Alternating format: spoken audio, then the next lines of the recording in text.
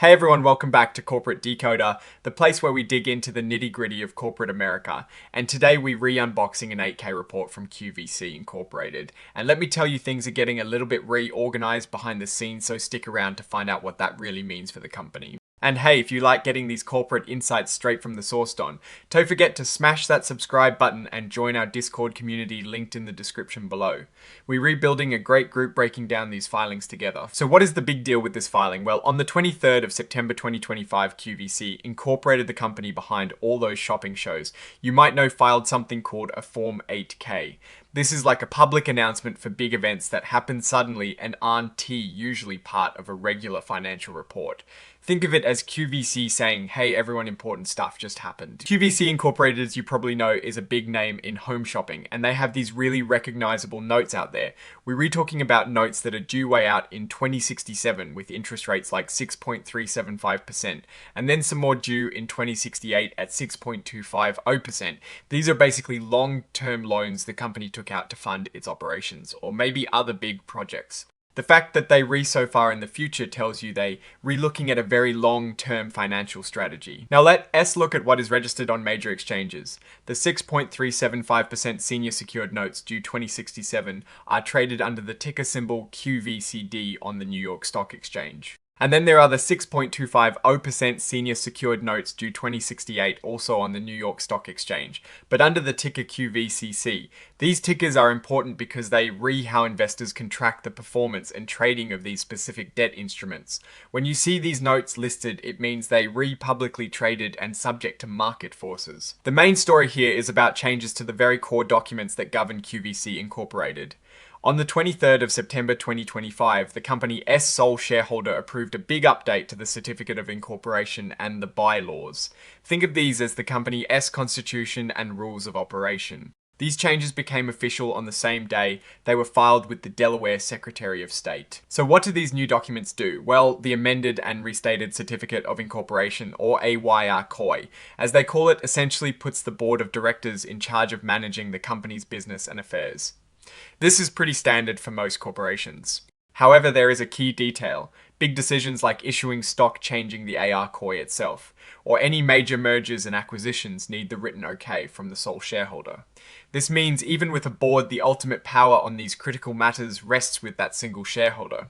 This structure points towards a very centralized decision-making process, meaning one entity or person has significant control. Similarly, the amended and restated bylaws, or R bylaws, also got a refresh. These laws delve into the nitty-gritty of how the company is managed, and they also lay out specific rights for the sole shareholder. Essentially, these updates are about formalizing and clarifying the governance structure, making sure everyone knows who has the authority to do what, especially when it comes to major corporate actions. Now, beyond the governance documents, there was a change in leadership that was also reported. On this same date, the 23rd of September 2025, Jill Frisley and Paul Kegelvik were appointed to the board of directors. Bringing new people onto the board can signal new strategies, fresh perspectives, or a response to past performance.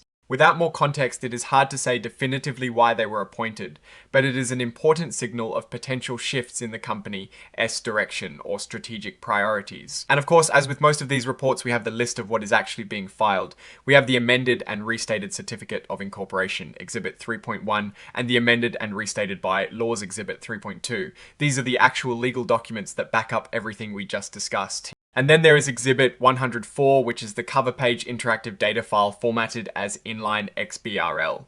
This is for the really tech-savvy folks and regulators who want to analyze the data programmatically.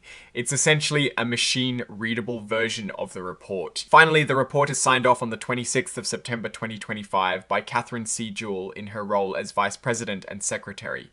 This signature confirms that the information presented in the filing is accurate to the best of her knowledge, and that the company has met its disclosure obligations. Now, looking at QVC Incorporated from a slightly broader perspective, what does all this mean? Well, the primary takeaway from this 8K is a formalization and potential centralization of control. By amending their foundational corporate documents, QVC seems to be cementing a governance structure where the board operates under the ultimate authority of a sole shareholder for major decisions.